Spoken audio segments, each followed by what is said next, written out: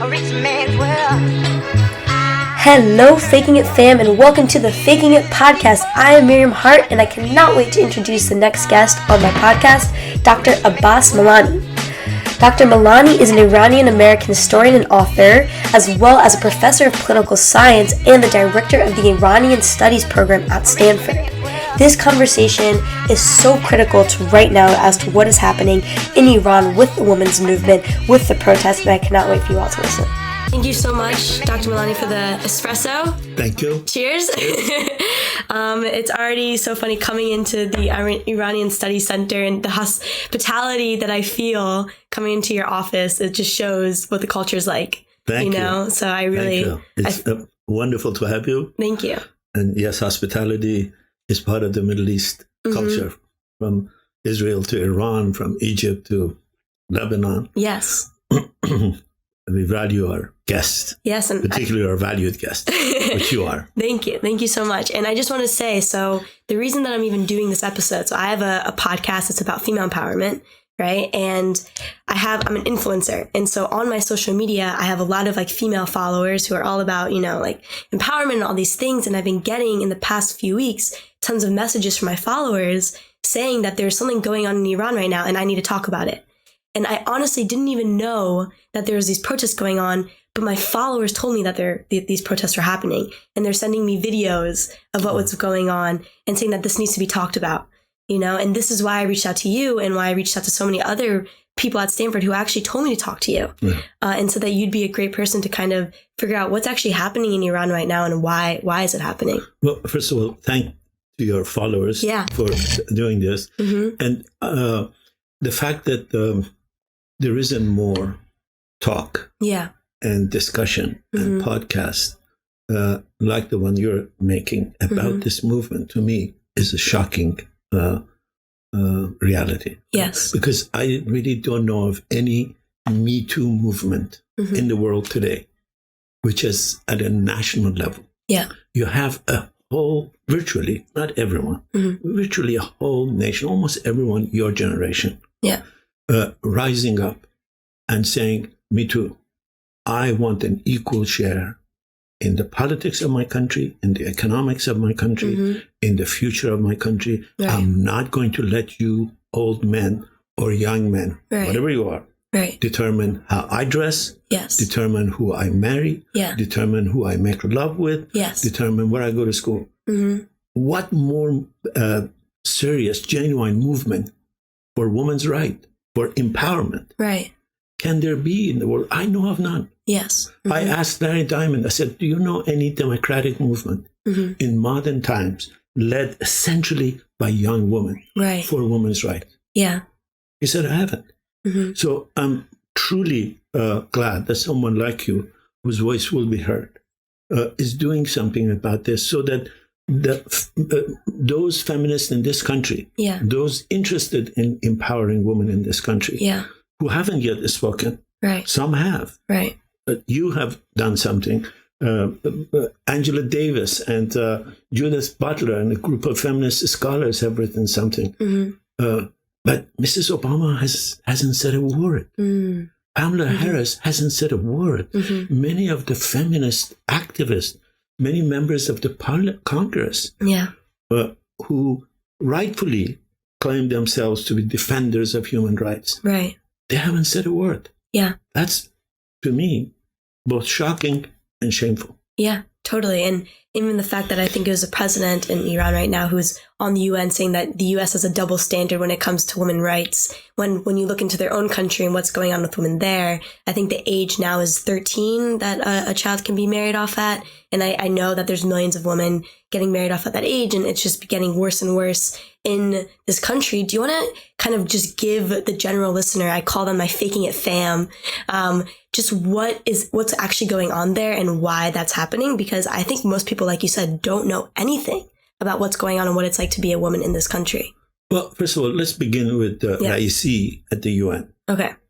Raisi at the UN preaching about human rights would be like a head of an apartheid regime in South Africa coming into America and talking about the evils of racism. Yes. Raisi personally is responsible for the death of about 4,000 people who were in prison, serving time.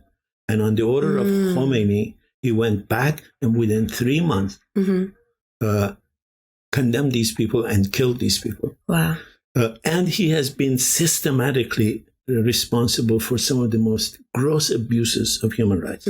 No doubt America has human rights issues. Right, of course, yeah. No doubt there's racial issues in this country. Yeah. But the last person in the world that has a legitimacy to talk about this is literally a criminal like Raisi. Yes. And what is happening in Iran is, in a sense, because I mentioned both the apartheid and the racial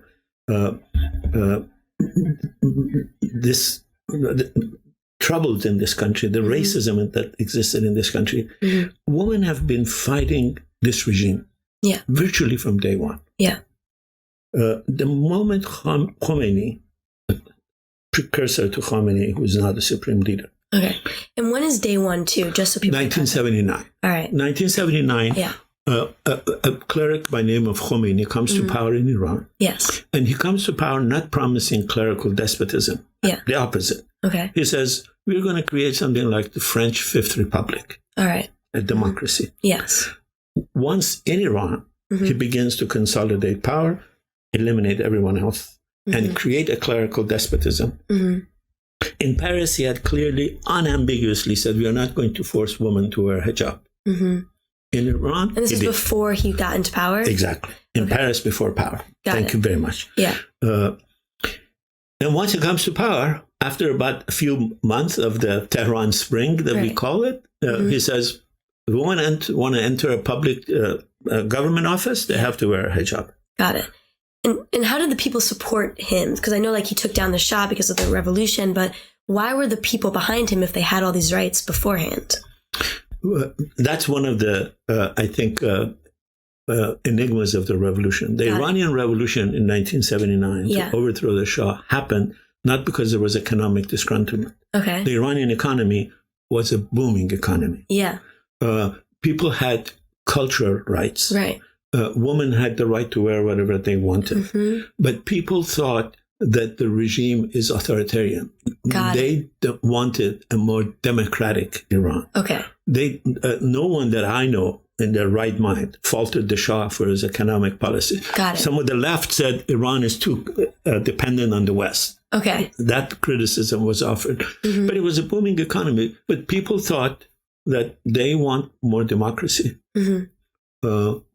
They chose Khomeini as a leader because he was in exile. Got it. And in the month before, he pretended to be a democratic leader.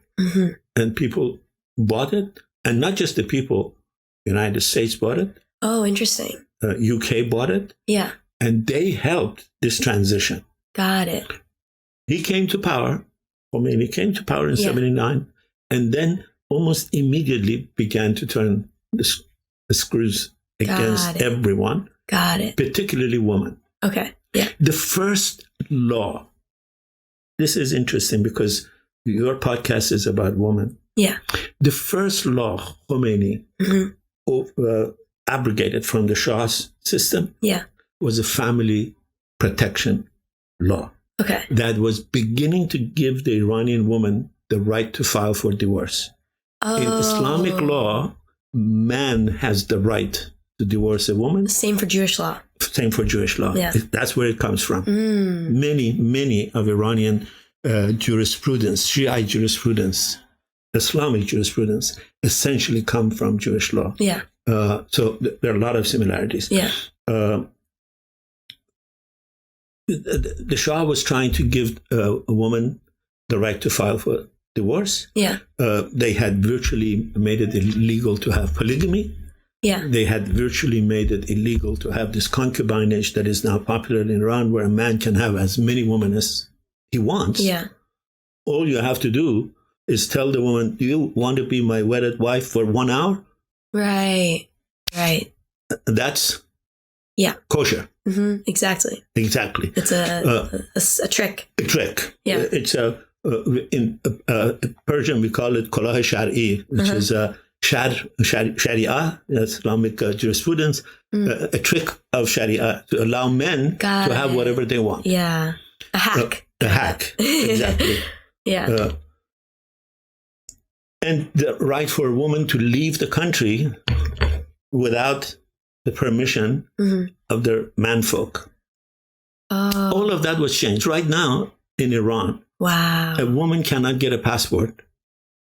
And once she gets a passport, cannot leave the country without the permission of her manfolk, whether her husband, father, grandfather. Yeah. Gets virtually never custody of a child. Wow. Can't have a surgery without the permission. If you can't walk into a hospital, you cannot be operated on. Yeah. You can't rent a room alone, a single woman. Wow. Now, women are fighting all of this. Right. And then you have to wear this hijab. Right. The minute Khomeini began these, women took to the streets. What is different between today and then? Yeah. Then, when women took to the streets, a lot of so-called progressives, a lot of so-called leftists said, oh, this is not our problem. Hijab is not our problem. Yeah. Our problem is fighting imperialism. Our problem is fighting the Shah. Right. That was false. Yeah. Women's right is human rights. Right. Women's right is democracy. Yeah. Women's right is the most important, sensitive measure of how democratic a society is. And why do you think that? Because at that, why do I think it is the best? That women's rights is the most important aspect to democracy. Because women are half of the population. Okay. You can never have a democracy when you consider half of the population second-class citizens. Got it. When you look at historically, the oppression that women have suffered has always been even more than oppression of any society against men. In other words, if men in a society are oppressed, women in that society invariably are oppressed more. Very interesting. So some people have suggested, and I think there is something to be said to that the Iranian Revolution of 1979 was really, in a sense, a counter-revolution against rising women empowerment. Yeah. And the values of this regime, the oppressive, patriarchal, misogynist, apartheid, gender apartheid values of this regime reflected at that time the values of the patriarchy in Iran. Okay. Of the male chauvinists who were now feeling threatened by women who were entering the workplace. Yeah. Every domain. Do you think it's because it was women were gaining power too quickly in Iran that's why maybe there's so many uncomfortable men that then supported taking down the Shah in a new kind of democracy?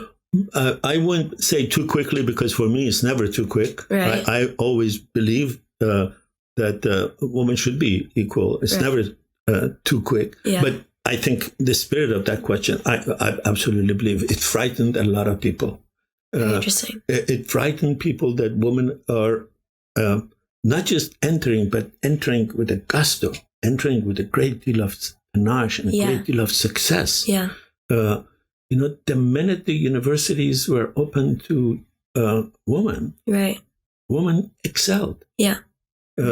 So this regime is, in one sense, the voice of misogynist patriarchy that existed. Yeah. What is different today is that many of those patriarchs, many of those misogynist progressive men who thought women's movement is not important, have not changed. Yeah. They have joined their sisters, their mothers, their lovers, their wives, their neighbors, their friends who are women fighting for their rights, saying, yes, your fight is my fight. Right. Totally. And so do you want to now talk a little bit about what's happening right now? Because I know there's a death of a woman who wasn't wearing her headscarf properly, and she died in custody after 3 days from the morality police. And so do you want to talk a little bit about what's going on there? Yes. When Raisi came, about a year and a half ago, he restarted this thing called morality police, which I think it's a misnomer. It's an Orwellian misnomer. Yeah. There's no morality in hijab. Yeah. The only morality I know is the freedom of women to choose whatever they want. Right. But whatever you want to call it, they began forcing women to wear the hijab. And women began to increasingly stand up to them.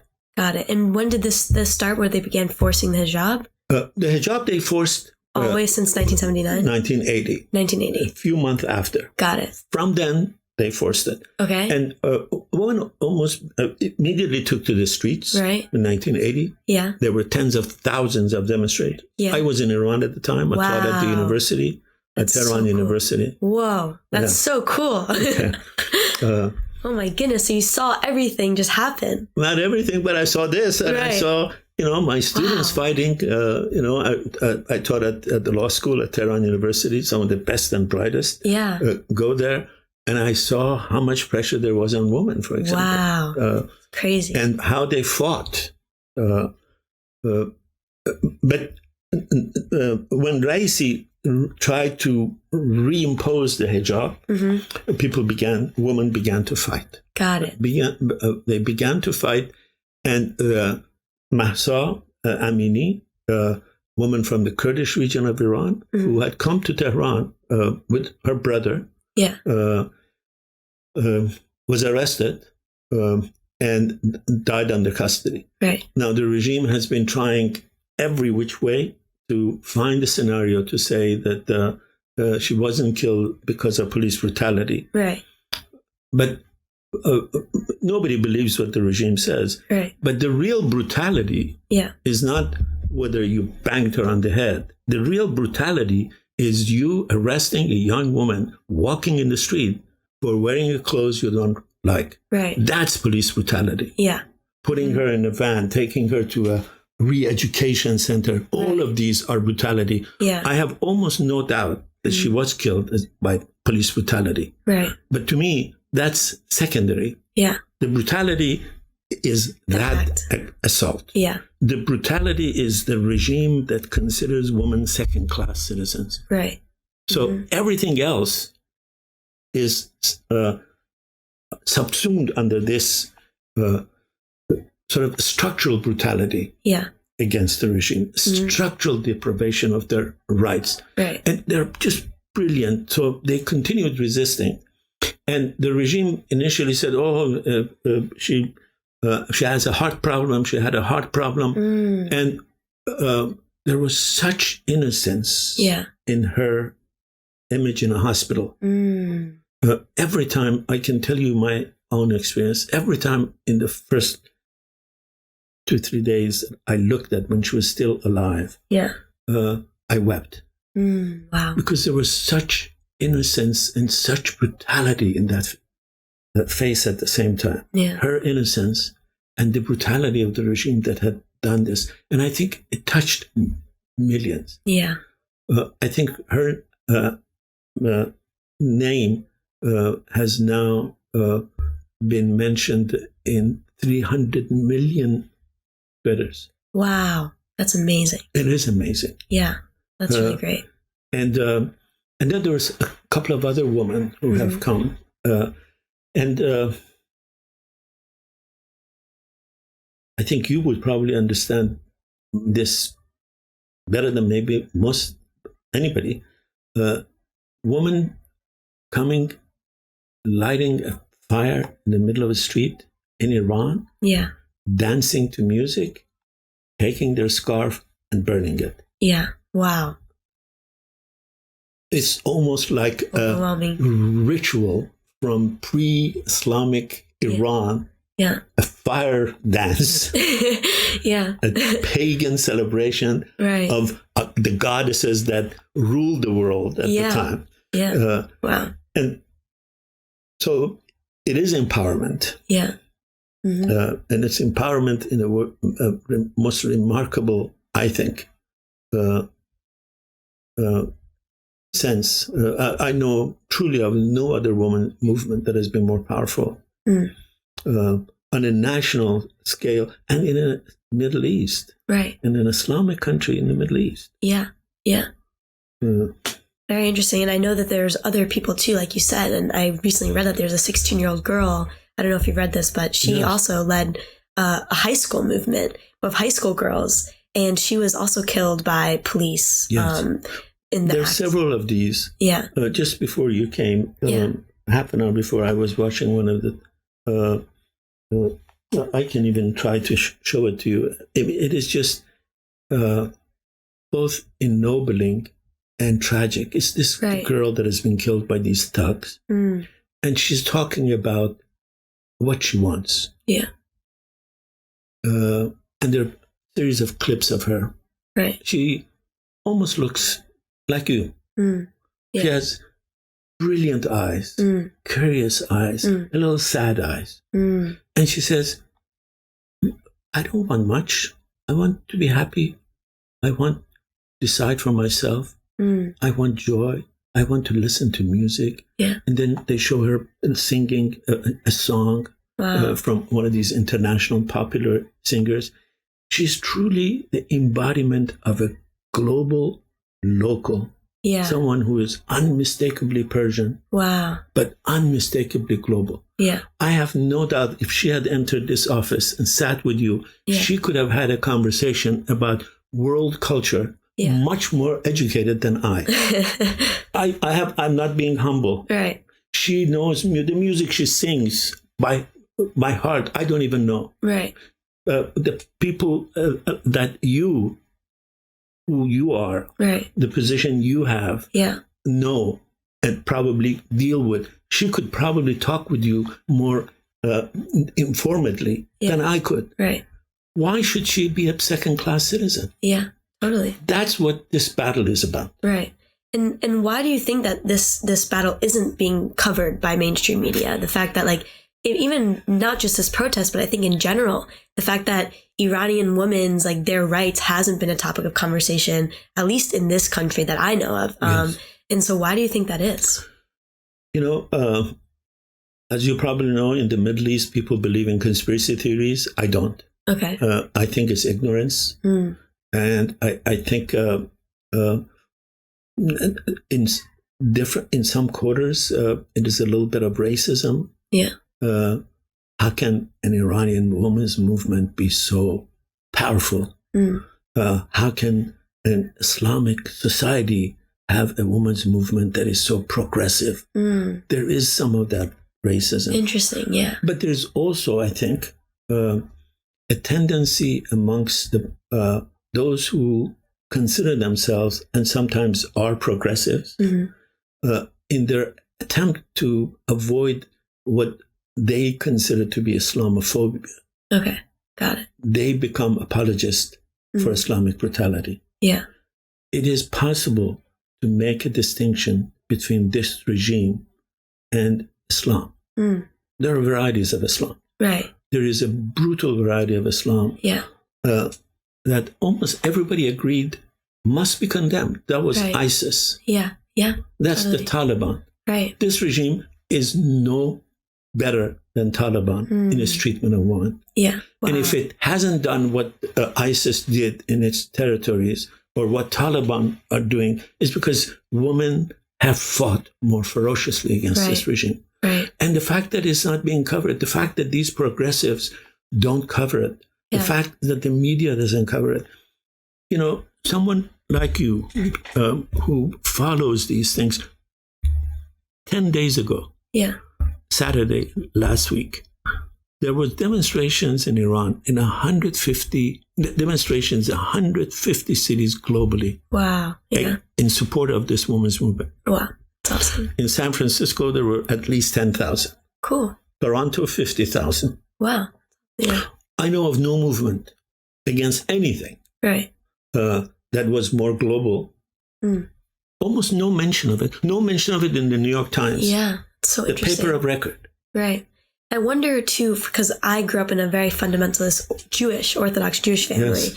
And so there's definitely, I can relate with a lot of this oppression to some extent, you know? And I think that something about the US that's very interesting is that this idea of freedom of religion and how fundamentalism and oppression can be kind of covered over and kind of blanketed into this, oh, this is a religious practice and therefore there's nothing wrong with it, yes. And why maybe that also is a contributing factor to why, exactly. There is no conversation there because it's covered by Islam religion, and that's why it's okay for women to be mistreated because this is their practices, yes. Which is also something that should not, as you said, there's so many dimensions to what it means to be a religious person in Islam too, that allows for women to be free. Does that make sense? I think that's a brilliant point. And it essentially speaks to what I was trying to say. Yeah. And you said it much more eloquently. In the effort to avoid being judgmental, there is a tendency in the West to be overly judgmental about the other world. Right. There is an arrogance in the West about the third world. Yeah. But there is nothing arrogant to say women should not be subjected to what they are in Jewish fundamentalist family, a Muslim fundamentalist family, a Buddhist fundamentalist family. Yeah. There is nothing wrong. We live in 21st century. There is a level of humanity that we must tolerate to be called a modern human being. Exactly. Yeah. And the fact that you say, oh, this is their habit. Right. To me, that's racism. I said there is a racism. Yeah. Why is it acceptable for a Muslim family, a Jewish fundamentalist family, to abuse women? Yeah. And that same abuse for another society in France would be considered brutality? Yeah. What gives you, the progressives, the right to decide what is culturally native? Exactly. Yeah, that's a great point. If Hitler had said, and Hitler did say, that killing Jews is native to German culture. Right. Exactly. That's what being a German means. Yeah. Would you have dared to say to Hitler, yes, go kill him? Exactly. Yeah. Why are you now silent on the brutality of Iranian women under the false pretext that, oh, we don't want to be judgmental? No, you are being judgmental. Yeah.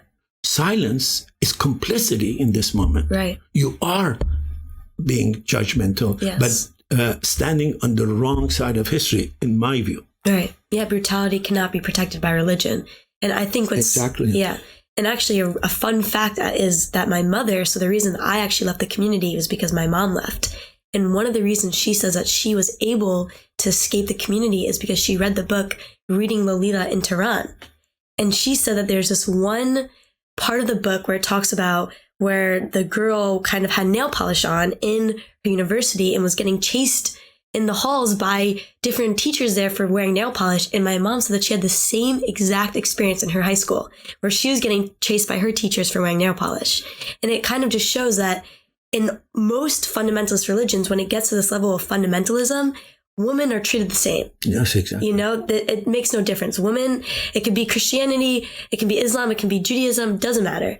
Like, she realized that, oh, my experience is the same as Islam women experiences in these different countries. Therefore, there has to be some flaw in this. Yeah. And reading that book actually helped her open her mind to leave the community and leave that way of life. That's fascinating. Yes, yes. I know the events that she describes. Azhar was a colleague of mine at the university. I know her very well. In a book that I just published. That one is in Persian. That's why I can't give it to you. But there's a whole chapter about Azhar. Azhar is one of those people. Yeah. And she describes this in the book. Yeah. One of the three colleagues at the university, when they said, if you don't wear a hijab, we won't let you enter the university. Yeah. These three women, one of them was Azhar. Yeah. The other one was Haideh Daragahi. He was a brilliant professor of fiction. Yeah. The other one was Fershteh Shapar, a brilliant professor of child psychology. Cool. The three of them said, you're not going to wear it. They said, if you don't wear it, we'll throw you out of the university. They said, throw us out. Wow. They lost their jobs. Wow. And it's in that tradition. We have a woman in Iran. Yeah. In 2 years before Seneca falls. Mm-hmm. Oh, okay. Okay. Yeah. I'm sure the listeners to your podcast know what Seneca Falls is. Just in case we want to give a really quick... It's essentially the first meeting that many people think is the beginning of the feminist movement in this country. Okay, yeah. Mid-19th century. Yeah. Mm-hmm. 2 years before that, in Iran, a woman named Qurratulain Yeah. who had initially left her family to go get educated, left the community, as you said. Yeah. Then comes back and goes to a meeting of a new emerging religion that comes out of Islam. Yeah. She takes her veil off and gives a sermon. So we have 150-year movement for empowering women. Yeah. And it has been, a difficult battle. Yeah. But women have fought ferociously. And as they are in other places, your own story is a remarkable story. Thank you. No, it is. I mean, and it shows that misogyny is not limited to Islam. Exactly. But in the case of the Iranian regime, it is embedded in this regime. Right.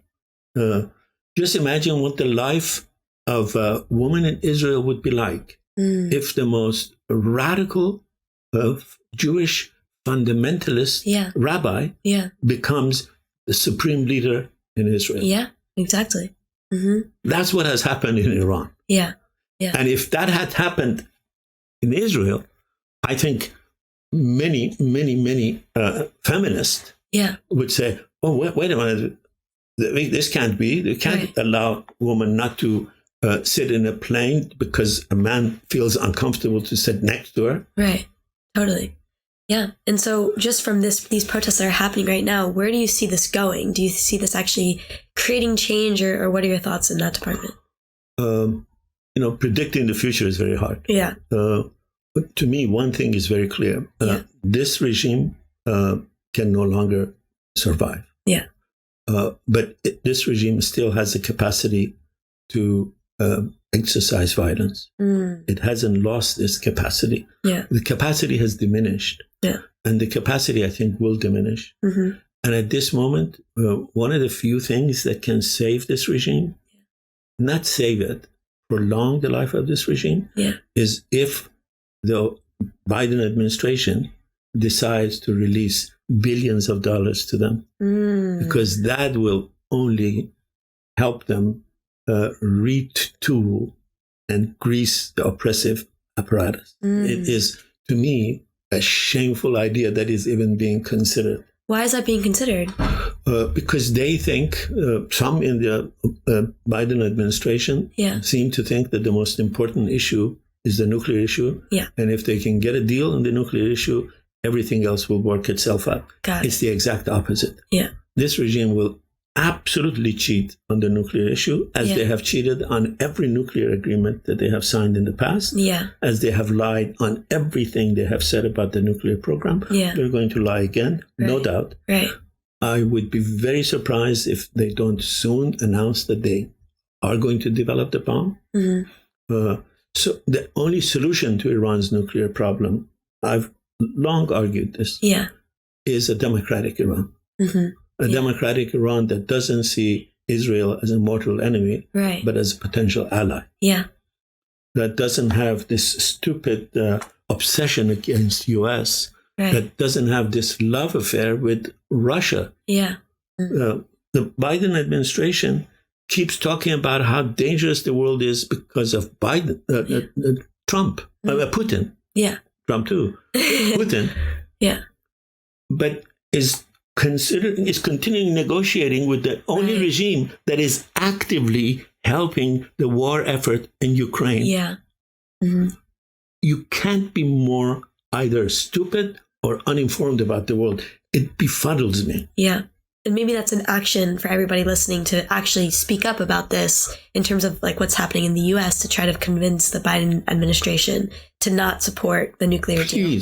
Please write to whoever you think has power. Write and say, we don't want to, at this moment, stand with a regime, help a regime that is brutalizing Iranian women and Iranian men, Iranian university students. And homosexual and queer people too. Everybody. It's not just everybody. Bisexuals, homosexuals, anyone who is not like them. Exactly. You told me you're finishing computer science.